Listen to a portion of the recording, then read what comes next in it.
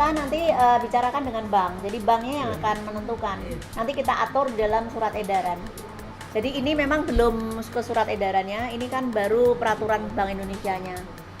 Nanti bank tapi yang akan menentukan, seperti yang kemarin di pilot project kan juga ada deposit. Fee-nya nanti juga bank. Memang nanti pilot project kemarin juga ada fee, tapi kemarin bank tidak semua lah kena fee ya, cuman masing-masing bank punya kebijakan yang berbeda-beda. Tapi ya mudah-mudahan ini kan masyarakat kecil ya, kita juga harus memonitor seberapa, karena ini bisnis sebetulnya. Bisnis itu adalah win-win ya, solution ya. Jadi tidak bisa kita menekan satu sisi tapi nggak sustain. Tapi kan lebih baik adalah bank juga bisa happy, agentnya happy, nggak usah naik ojek ya, 20-30 ribu kan. Kalau naik ojek ke bank berapa dia? Biaya itu relatif gitu ya. Mungkin nanti memang betul ini adalah untuk orang yang tidak mampu. Memang kita nanti akan tetap monitor. Tapi kan untuk bisnis itu kan harus sama-sama hidup. Agentnya juga harus hidup.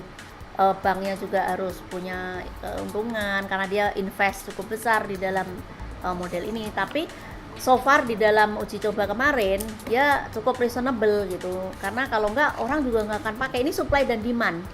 Kalau supply-nya tidak menarik ya demand-nya tidak ada. Jadi kalau berpikir mungkin sama-sama lah kita diuntungkan sama-sama. Tapi kami dari Bank Indonesia akan tetap monitor itu seberapa sih, karena ini kan baru awal ya. Kita memang akan melihat bagaimana pengenaan tarifnya. November 2013 pilot project sudah berakhir. Lalu kok agak lama ya? Lalu di sini kita sudah disebutkan oleh Ibu tadi, kita ingin mencari bisnis model yang sustain untuk ini, karena ini at the end of the day ini kan sebagai economic agent ya, agent ini. Dia ada di situ membantu masyarakat unbank untuk bertransaksi, tetapi keberadaannya dia juga menguntungkan kalau dilakukan, baik dari segi banknya, dari segi agentnya.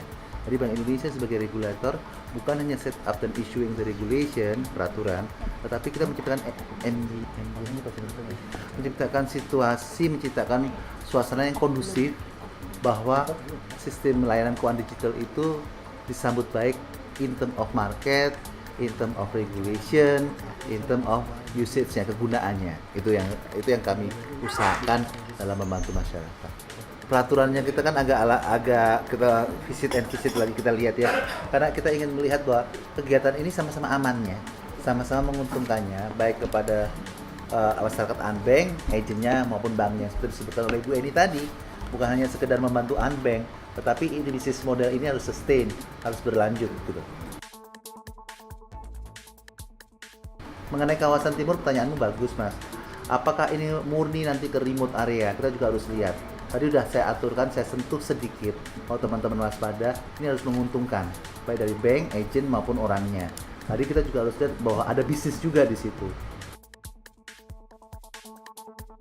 Misalnya saya buka gitu ya ke agent, itu nanti agentnya akan langsung kirim ke bank. Jadi saya punya, seandainya saya men-track rekening saya di bank ada. Karena dia yang melempar semua data ke bank. Jadi bukan di agentnya. Kita sekarang memang sedang berdiskusi dengan bank. Kalau misalnya satu agent itu untuk berbagai bank itu bisa nggak? Most likely sih bisa. Kenapa dia harus mempunyai badan usaha sendiri? Karena ini namanya kan namanya ini usaha baru. Kalau dia tidak mempunyai badan usaha sendiri, itu sometimes kita takutkan dan berdasarkan best practice di negara-negara lain terjadi moral hazard. Hati-hati loh Mas, at the end of the day dia menyimpan uangnya orang dan juga sebagai tempat pengambilan. Jadi dia harus mempunyai yang sustain buat dia sendiri, dia itu bisa survive. Survive itu sebutannya apa? Dia punya usaha sendiri di samping usaha keagenan. Jadi usaha keagenan ini jangan dijadikan satu-satunya. Ini new activity. Kalau you nggak punya activity yang lama yang menjadi ada apa-apa sama ini, moral hazard terjadi. Saya rasa itu nggak ribet Mas. Itu berdasarkan best practice, kita menjaga hati-hati supaya tidak terjadi moral hazard. Karena kita udah tentuin ketentuannya nanti.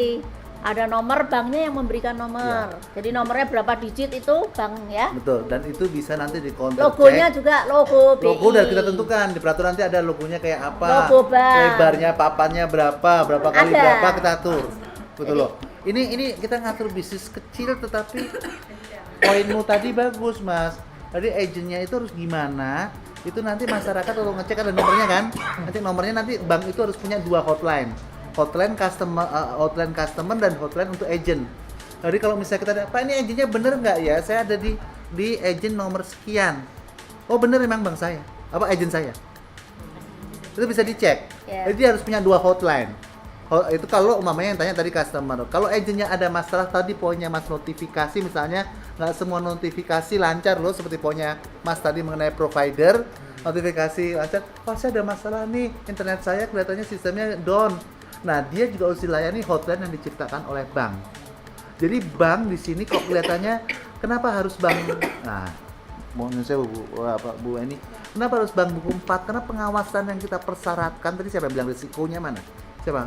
Mbak ya kalau nggak salah ya. Nanti ada risiko gimana? Risikonya adalah risiko ini harus hati-hati dimitigasi oleh bank benar-benar yang besar, bank yang mampu bukan besar. Mereka harus menyediakan infrastruktur yang lengkap dalam rangka mendukung keagenan ini.